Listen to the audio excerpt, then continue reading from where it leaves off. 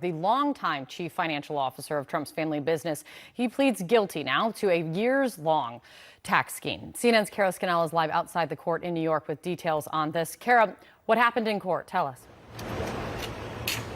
Well, Kate, so this court hearing, which began just at 10 a.m., Allen Weisselberg entered guilty pleas to 15 counts of tax fraud and related charges.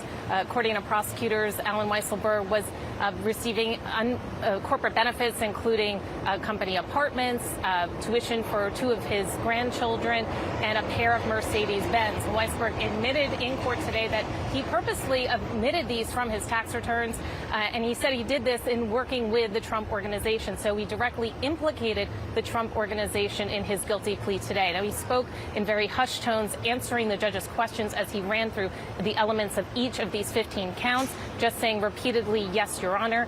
He did not give any other statements, but the Manhattan District Attorney Alvin Bragg calling this today calling out Allen Weisselberg's testimony today, saying that he directly implicates the Trump organization, saying this is invaluable testimony that they can use against the former president's company at trial. That trial that begins in October, and Weisselberg is required to testify against the Trump organization, where he has worked for more than 40 years. Kate. Kara, thank you so much for that. Joining me now for more, CNN legal analyst and former prosecutor Paul Callan, CNN law enforcement analyst Peter Licata. He's a former FBI supervisory special agent, and CNN senior political analyst Nia Malika Henderson. Paul, first on Weisselberg.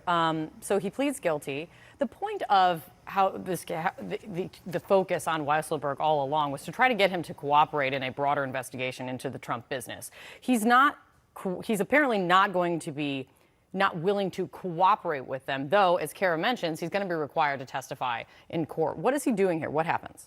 Well, he's been entirely unwilling to testify specifically against Donald Trump. And in negotiating this plea, he worked out this special deal where he will testify against the Trump organization, but not against the former president himself. So I think that's a defeat for prosecutors. I mean, it's a big deal because somebody from the Trump organization, and he's a key figure, he's a central figure of the Trump organization, has pled guilty to this 15-year scheme of tax fraud. But we have no agreement that he's going to say anything about the former president.